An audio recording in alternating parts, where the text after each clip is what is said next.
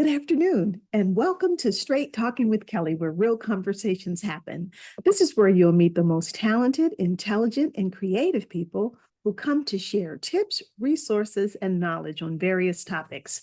My guest comes from various industries that include television, radio, theater, fashion, culinary arts, and so much more. Join me in welcoming my guest, Miranda Wilson. Welcome, Miranda. Hey, Kelly, thanks for having me. Absolutely. Before we dive into our conversation about her illustrious career using her voice, let me read a little bit about her background. Miranda has been a voice in the San Francisco Bay Area radio industry for 30 years, working for heritage station KSOL and KDIA. 18 years as midday host at Smooth Jazz KKSF 103.7, host of the Sunday Morning Inspiration on 102.9 KBLX, and currently midday host at WSBZ 106.3, the Seabreeze in Destin, Florida. Miranda is also a two-time winner of the Golden Gate chapter of American Women in Radio and Television Award as Best Midday Host. As a member of AFTRA, she's active in the market and nationally as a voiceover actress. We'll talk a little bit more about these things as we get into our interview. So Miranda, I'm sure people are going to want to know where you were born and raised and some of the schools you attended. Can you help us out? Okay.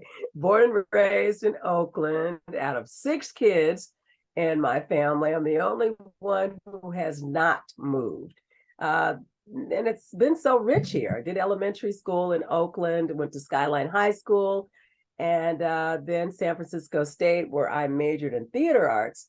Got the theater bug in high school, and then did theater arts in San Francisco State. Dropped out in my junior year, went into the working world for a minute and realized, I'm not sure I'm cut out for all of this. Went back to school and still work, but I majored in broadcast. They called it broadcast communication arts in those days. Okay. So now, when did you realize that using your voice would lead you into radio? Well, I think what really happened is, like I was telling you the story about being at the crossroads and dropping out of college, getting to working. So I worked for Kaiser, and that's where my mom worked. Much to her chagrin, she did not want me to work there. She wanted me to stay in school. So, kids never listen. So after my 4th year working at Kaiser, one of my managers says, you really should be doing something different. And she suggested I take a class called Choosing the Career You Prefer. She was tired of me calling in sick every Monday. So taking this class, it really had you do a lot of self-inventory.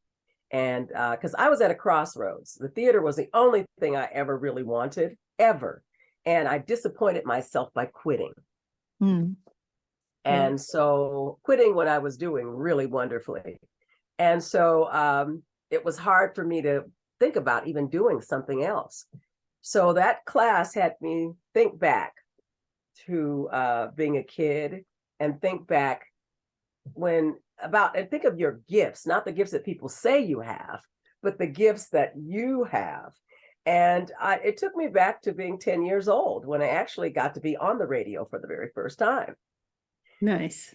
If you have time for this story. Go ahead. Tell me a little bit about it.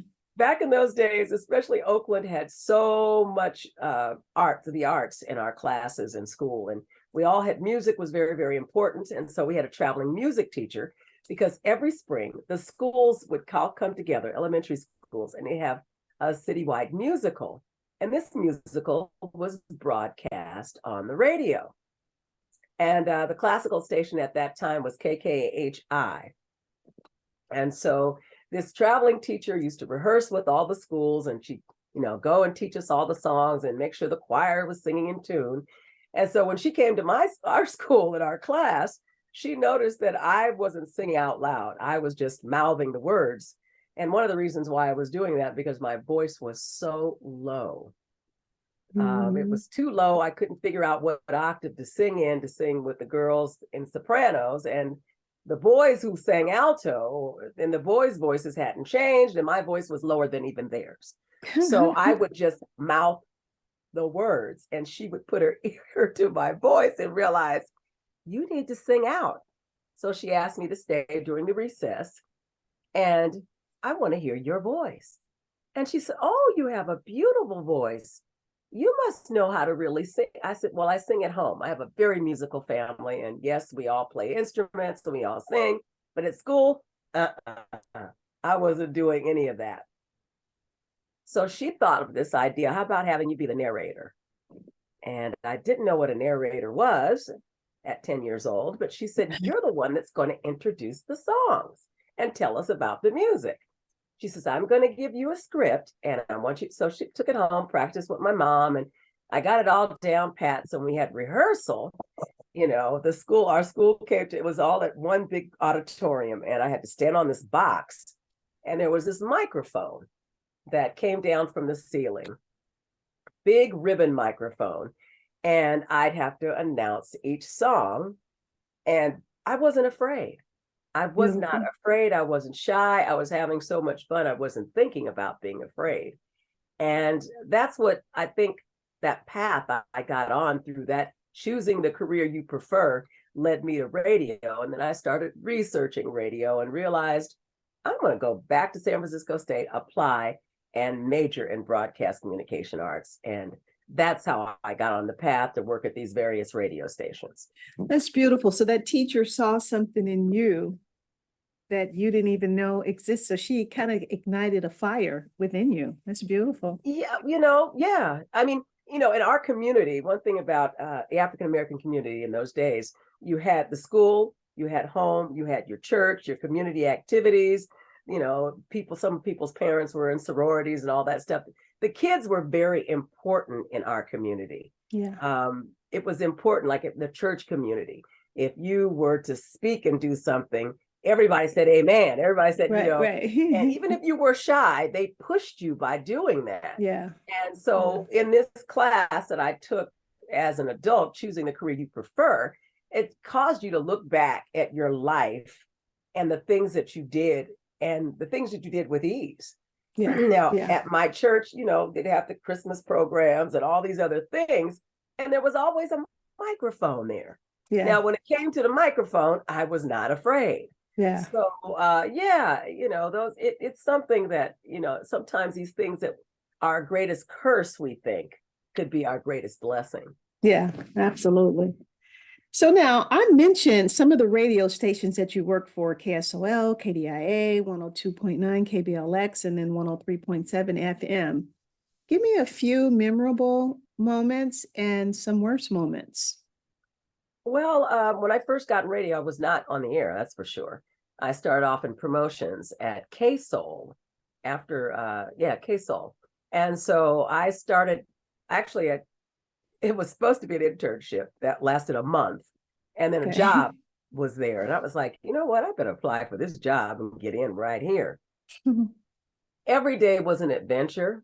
Every day, you really had to dress up. It was fun dressing up every day because you never knew who was going to come to the station. It was my job to take the pictures. So those pictures would go to the trade magazines. We were planning events where there would be artists performing. When the artists came to the station, it was my job to show them around, take them into the studio so they could do their interviews, help them do their autograph signings. So it was my responsibility to deal with the winners and the contests and the prizes. And, you had to learn integrity because everybody was trying to play you. But there was always, because they wanted to get free tickets. And so you had to really stand your ground and learn integrity and not know that there are some people that want to get up close to you because they want something from you. Yeah. And that's when my street knowledge came in. Growing up in Oakland, you weren't going to be played no fool. Okay. So, being in this industry, you were in between the record industry and radio, and you had to be honest to the one you work for, because the record industry, they're trying to work you because they want to get their artists in it, and we got laws against that. We don't Mhm. do no plugola, no playola, Girl, So, Cleola was live and well. right, they're always offering you things, and so you have to be wise and learn that, get that street knowledge very quickly. So, like I say, it was fun. You're always dressing sharp, dressing fun, because there was something, after work, you were going somewhere or planning an event. And so, it was just like theater very much. You Yeah. planned it, you put it on the air, you orchestrated it, people came, you orchestrated in a way that it was exciting, and then it's on to the next event. So those are some of the fun things that were happening, crazy things that were happening. We'd have fun, just crazy discussions. And then there was community stuff that I really, really loved about giving kids an opportunity that had never been on a plane before, and they won tickets, and we were going to send a bunch of people to go see Michael Jackson somewhere.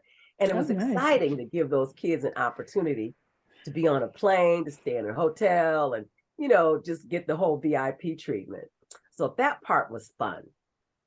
And then there was that was KSOL, that's and I learned also how business got done, because promotions was in between programming and excuse me, sales. And so you understood, by the time I became a jock, I understood how money was made. And I think a lot of jocks did not understand that and their role in revenue.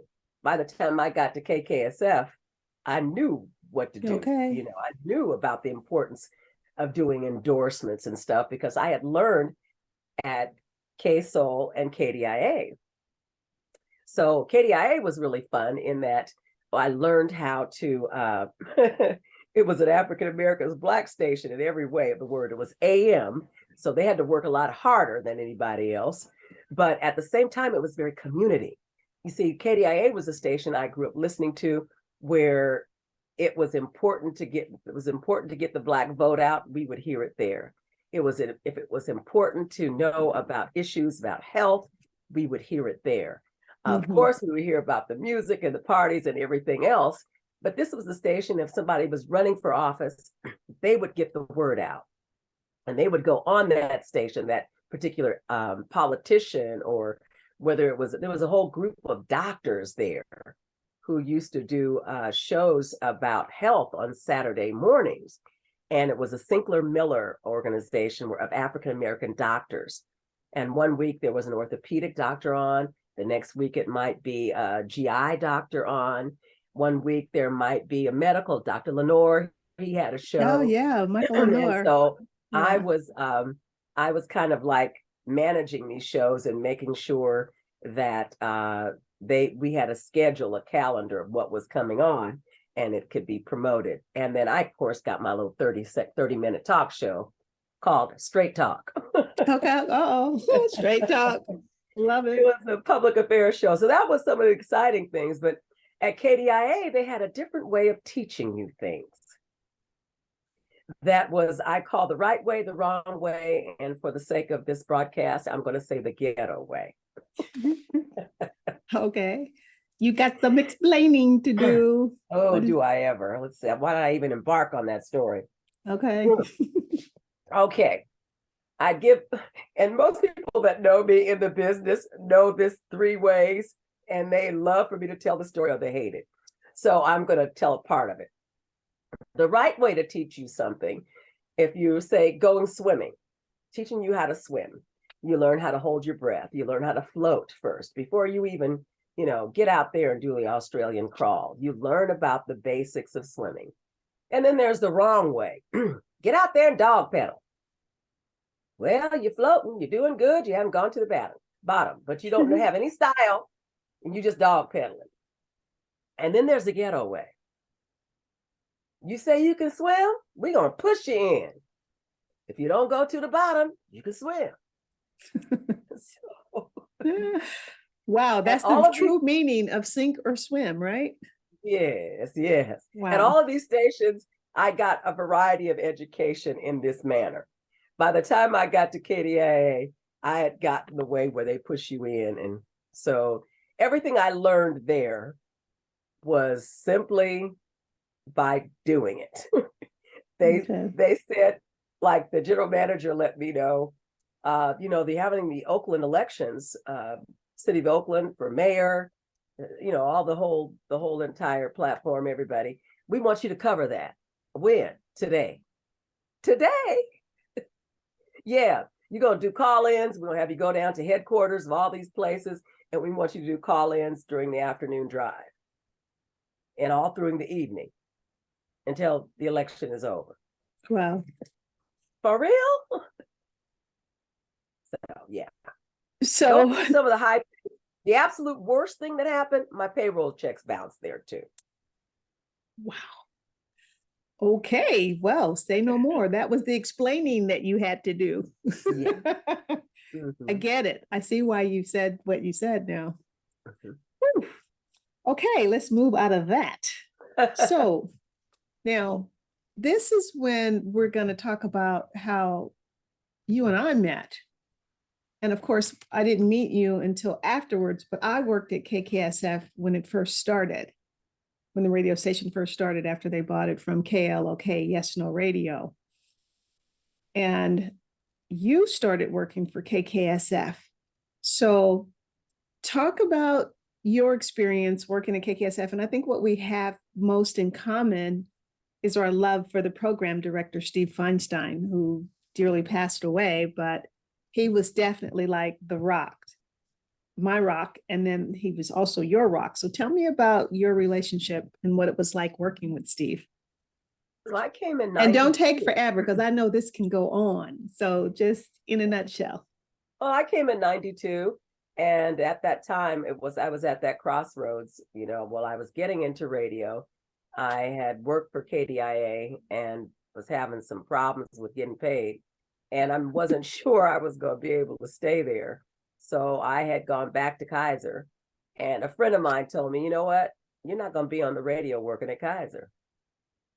And I was like, he was my program director at KSOL. He was no longer working there, but he told me, you're not going to get to your goal working there. And I was like, yeah, but I still have my bills paid.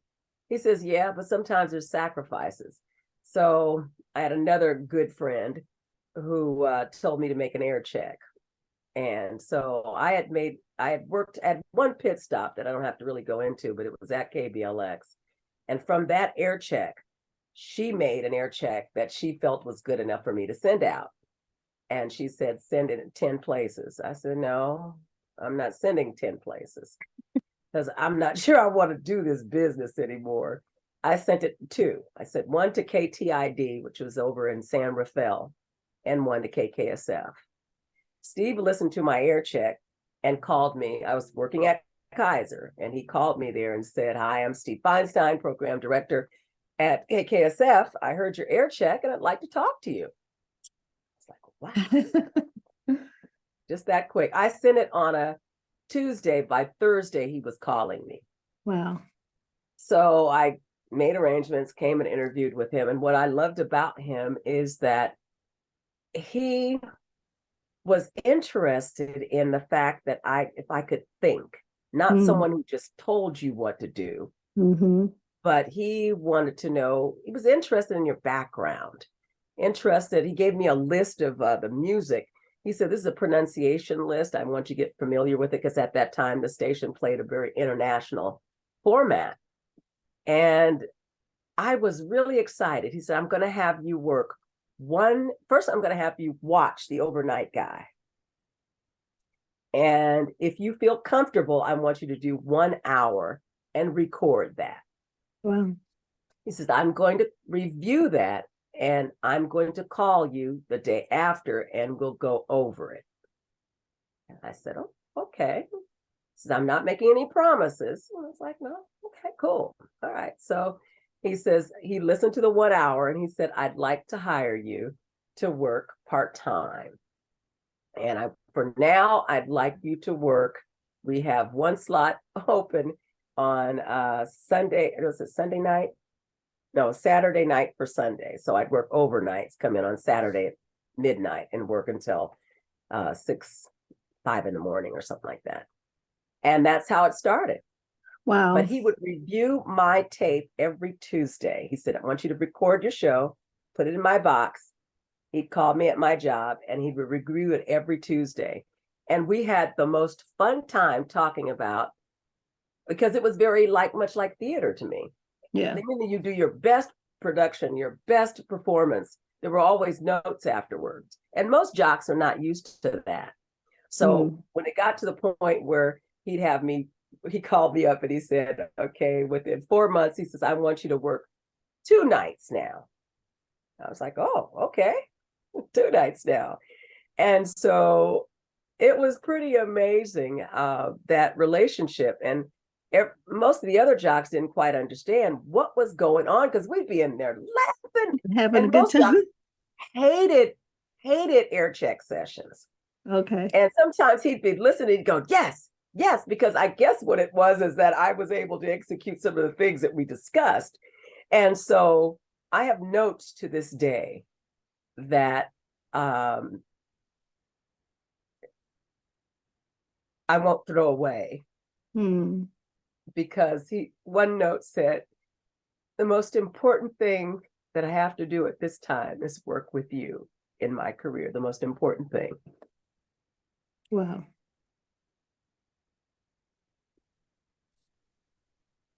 And so he got me ready to, within 8 months, I was offered the overnight position. Wow.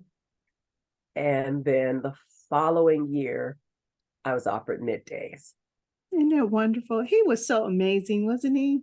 Yeah. That He was could my be guy. I mean, there was one time we had a misunderstanding, but we certainly got it straight, and we talked and stuff. And he was, I guess, someone who I will say that he helped to really discover me. Yes. There are things he told me that I use to this day. He used to think, he says, what is this little notebook you have? And I said, well, it's a notebook of adjectives. He said, really? I said, yeah, I don't want to say the same thing in the same way twice. And I think that comes from the music background as well as the theater. I mean, it's so rare when you do the same thing the same way twice. You're always trying to figure out a way to grow.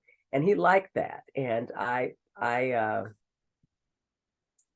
like I say, I think back to those days that he said, there's going to come a time, Miranda, when you don't have a program director to work with you. Some program directors will listen to you and they'll say, oh, wow, you're not cutting the mustard, and the ratings will be different or whatever, and you won't know why they hadn't let you go. But if that happens, you will know why here. And you will always, you'll always be ready, whether you have a program director or not. You'll be your own program director. And see, the industry was changing many years after the station changed hands. There would be times that we didn't have program director for months, or they'd get a new one and then they'd get another new one. It was a revolving door. But how do you still maintain the integrity of the station? And you have to have some idea of what direction the station is going and find out and do it. Yeah. So he was somebody that really helped to develop me and find out the stuff that's within you based on who you are. He said, I didn't hire you. I mean, there was a period I was going through when I was learning that I was trying my best to sound like the other jocks. Kind of similar to what I did when I was 10 years old, huh? Okay. I was trying to fit in. And because I figured all the jocks sounded very cool. So Steve asked me, where are your hands when you're on the radio? I said, well, I have one finger on the microphone, and the other finger is on the first, because we're still playing CDs, the first CD that we're going to play. He says, well, I notice you use your hands when you talk. I said, no, I can't do that. I'm scared. I might not find the button back. He said, I hired you to sound like you. You're sounding too reserved. Our listeners are not walking in the park with parasols in a park somewhere. I want you, if the music's funky, I want you to say so. I want you to use the way you speak. And so that's how I just started being relaxed and became myself. What kind of job hires you to be you? Girl, Well, you know what? Just listening to your story, it's very parallel to Nick Francis. I interviewed Nick, where Steve did the same kind of thing to him. And then he also kept notes. He actually brought his notebook onto the interview show. So, yeah, those were beautiful moments that you had with him. So, years later, after he passed, I don't know how long it was before you guys decided to do a reunion. And that's when you reached out to me. Oh yeah. Because the station had the station went off the air at 2009. Okay. And so, like I say, I'm connected to, like I said, it was a good experience. That was my best radio experience. That was, as I mentioned, the right way, the wrong way. That was the right way to teach somebody. And from those relationships there, a lot of people came, as you see all those people that were in the room at the reunion.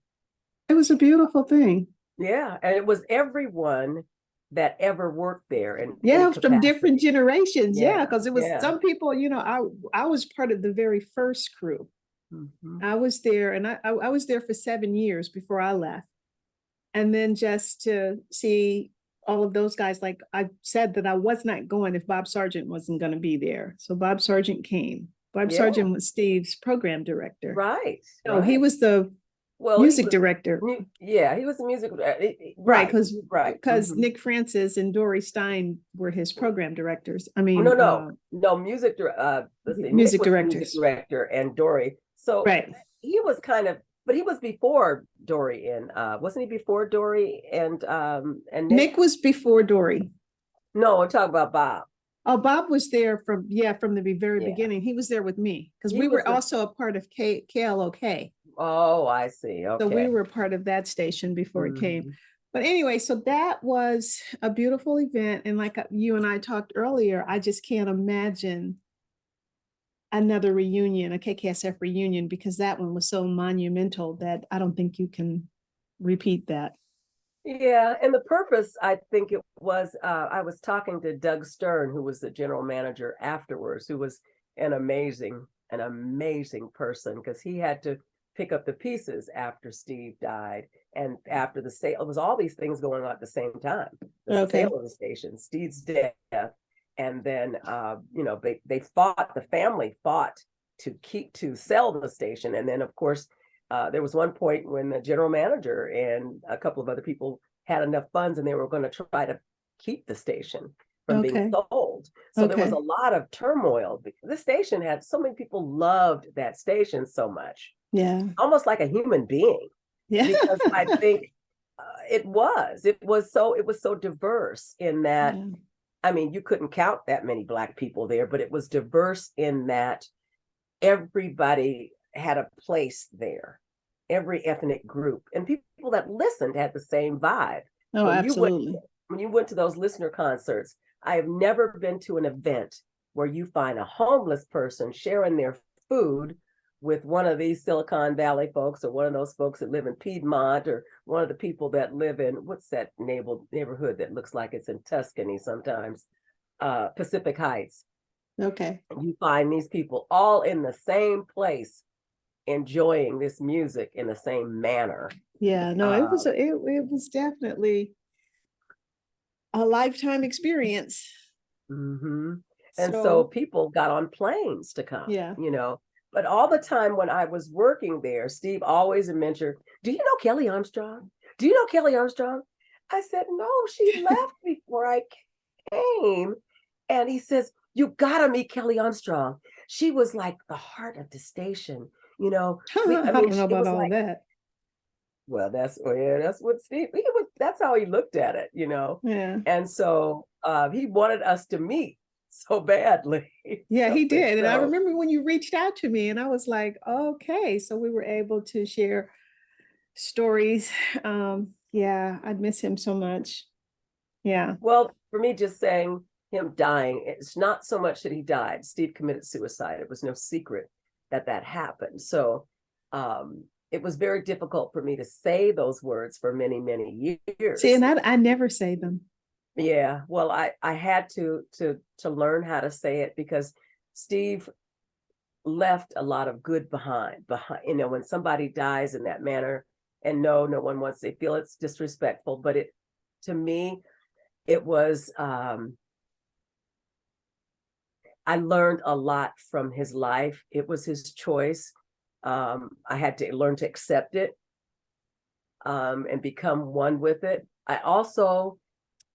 It taught me that there are a lot of people sometimes, there were times that I could feel that Steve was going through something and we'd talk. And it always taught me to continue to rely on my instincts when that happens. Yeah.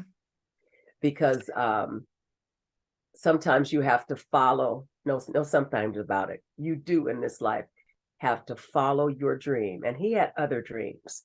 Yeah. And when you don't get a chance to go forward with that, it does something to you. And so there have been other people that in this industry that have gone through the same situation, and it didn't progress perhaps in leaving the earth the way that he did. But I know or understand the signs. And I also understand that I will let nothing, I try not to ever let anything be more important than my soul. Mm. Yeah. Yeah. So I Well, thank God that I got to know him. I thank God that we were friends. That's why I hold on to the little letters and the little notes. Just reminds me that he had struggles like we all do. He yeah. had struggles, and we have to deal with those struggles, and face them and work with them. We all have them personally. We all have low points in our lives where we are sadness or depressed, or maybe having to kind of deal with our own ghosts and demons and things. Oh, yeah, absolutely. You know, and like I said, I actually have wonderful notes and books and all kinds of stuff that Steve had given me, you know. So one of my favorite books that he had referred to me was The Road Less Traveled by Scott M. Peck. If you've never read that No, one, I've got to get that. that was his go-to book. Because I used to teach self-esteem seminars out, you know, in the community. And once I read that book, I was like, oh my God. That's what I mean. You have so The much first time. page starts off, the very first page is very powerful. But anyway, so yeah, so Steve Feinstein, bless his heart, always will be remembered from us. So now I actually want to move on and talk to you about you being a member of SAG and AFTRA and some of the voiceover work you did. So without going into a whole bunch of detail. Not with me. Yeah, you're definitely loquacious, but you're in radio. You can't help it. I will try. You can't help it. So tell me a little bit about your voiceover work and some of the commercials that we've heard you in. The voiceover work was going on all the while I was trying to get in radio. And I think during the time at KDIA, I had reached the point where I had to join the union. Okay. So although a lot of bad things happen, there's always a good thing that happens. So I got an agent. And so a lot of times I'd go on go-sees because I had theater background. I just wouldn't do voiceover work. I would do actual commercials where I was on camera. But one of my main first gigs I got that was long-term was California Lottery. Oh, okay. And California Lottery spots, especially, they had spots that ran ethnically. They had the Latino ones, and they had ones that run in the African-American community, and then they had ones that ran on TV that were more generic, you know, for everybody. So I had an opportunity to not just do the African-American focus, I also did the TV ones too. So the campaign would come on. And so anyway, that got that one through, like I say, through the union. And so the fun time, I had to do one with Isaac Hayes. Oh, okay. Isaac Hayes, they had a scratcher called the Fat Cat Scratcher. No. And he was the voice of the fat cat. Okay. And so I got a chance to go in the studio and record it with him. It was so exciting to be there with Isaac Hayes, you know, the voice number one. So he laid all his stuff down, and then I was the main announcer. So they would leave time okay, you got to do this line in 6.5 seconds. You got to do this one. And it would be 6.5 seconds you got to do it in. And so, I was familiar enough with doing these that I would, give them various versions. And he said, okay, that was 6.7. We need 6.5. No problem. And we do it. And he was over on the other side of the studio in the control room and said, "You're a bad sister." And I was like, oh, man. He said, "You laid that down right on time." And see him producing all this music and Oscars and Shaft and music we grew up listening to, for him to know that I'm much of a professional, that's what I knew. I said, oh wow, voiceover thing is what I need to keep pursuing. So that was, like I say, my first big client. So that lasted for quite some time. So I did that. I got to do back in the day when they had America's Most Wanted, to be on the screen. Oh, that was crazy. It was wonderful. I got to cry on screen because my ex shot my brother. Let's see. A lot of there's one that I did that was it was interesting. Here's one that you always follow your instincts. And I had to read it was for a digital camera. I don't know, it was Canon or something. And they wanted a soccer mom. This one ended up being on the radio. And so the soccer mom, they wanted, so you give a generic soccer mom, the typical, oh, my daughter Cindy does this and my daughter Cindy does that.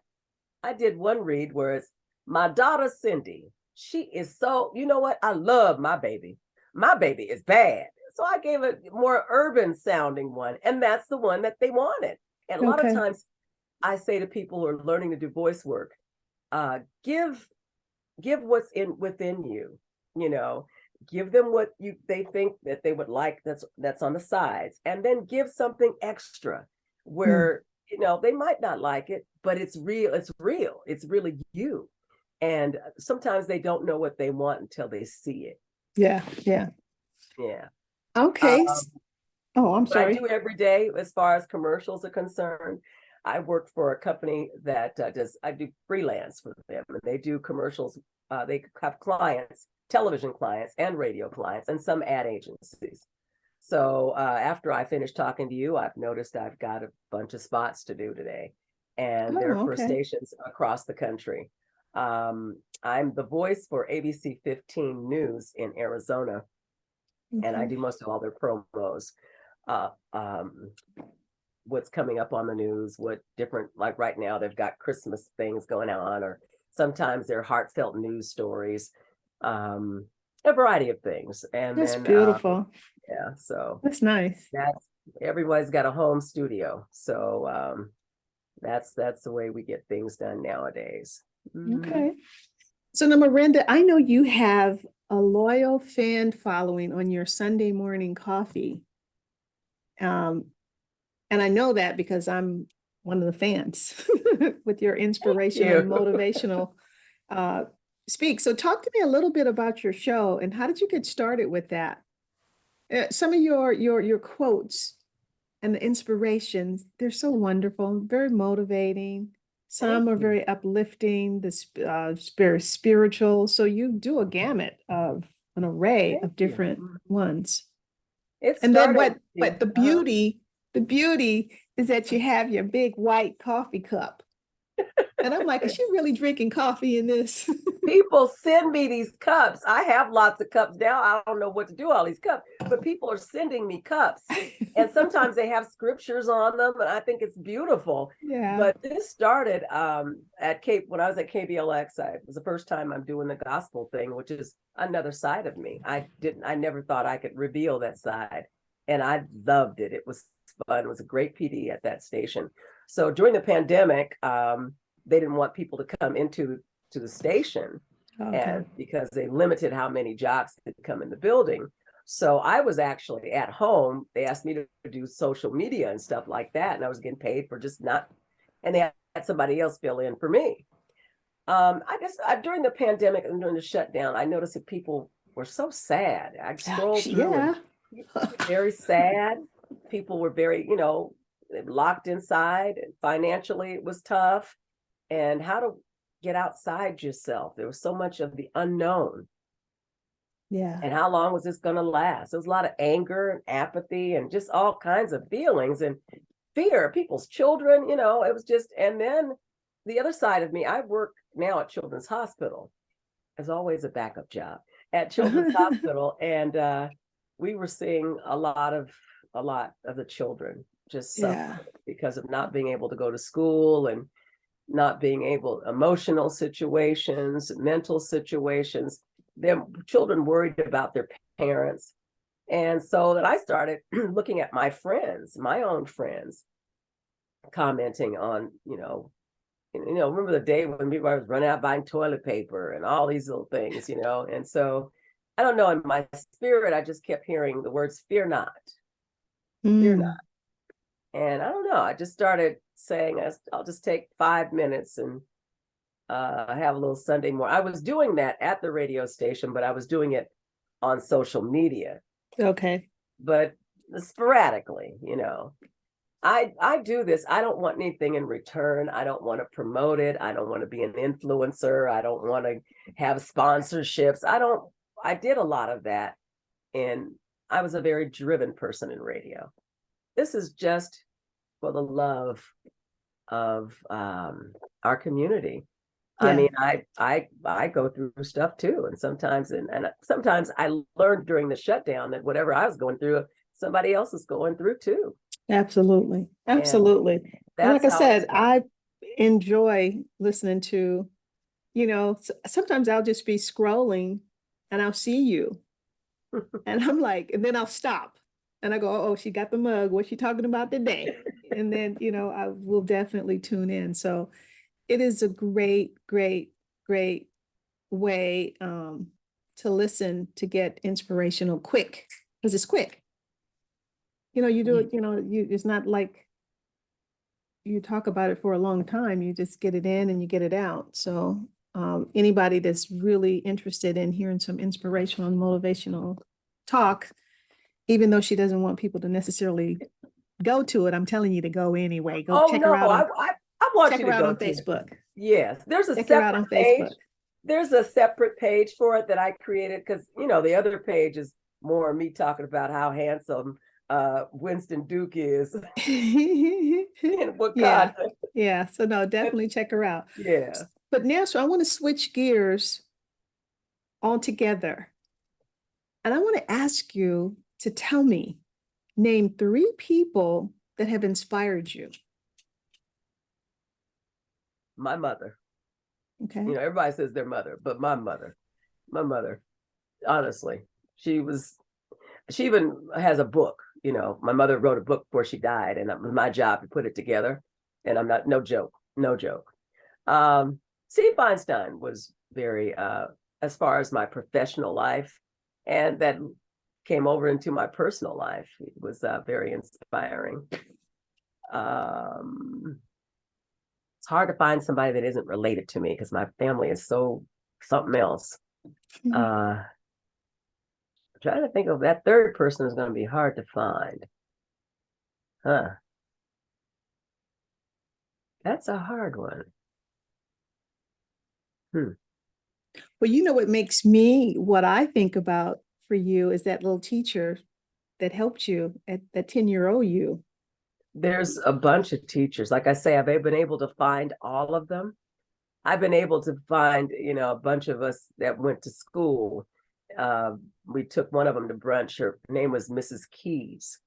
And she was very inspirational during a time when we didn't want inspiration. That's being a teenager. Of course. She was and so we found her and we took her to brunch. It was about 7 of us. Okay. And I was glad because she died not soon afterwards. So.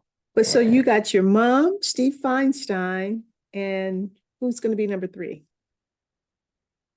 You don't have to have 3.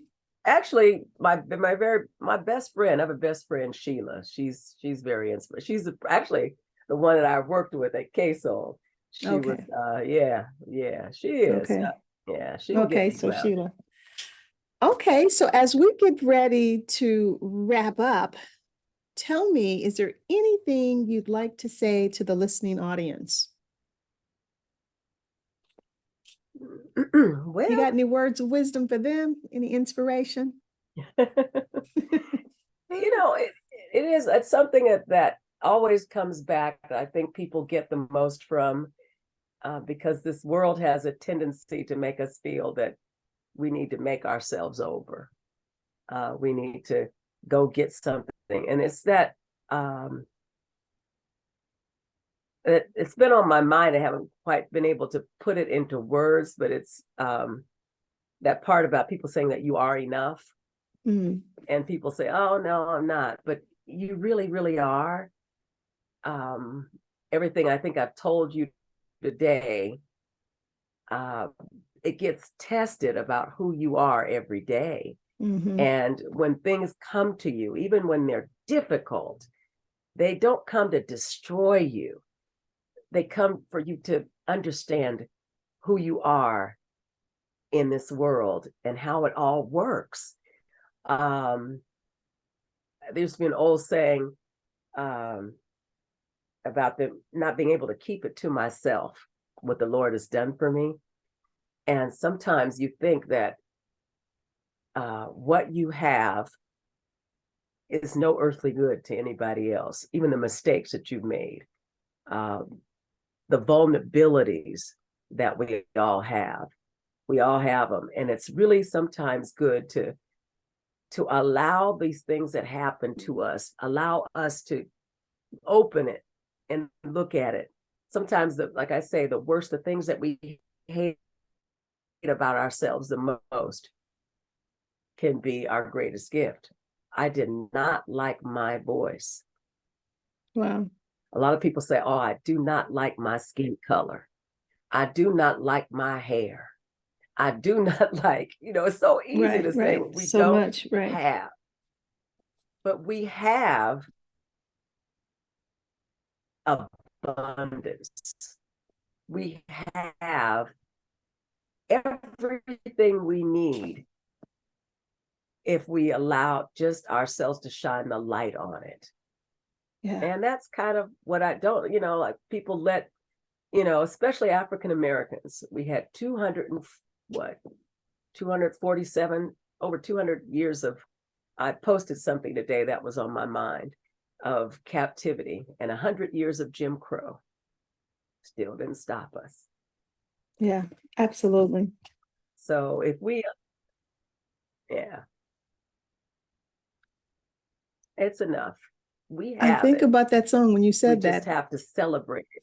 Yeah, ain't no stopping us now. That was the OJs, right? Mm-hmm. And so, absolutely. That was what's his name? Oh, With it sure wasn't. It sure Ooh. wasn't the OJs. It was. With it was just on my what it ain't, it's gone.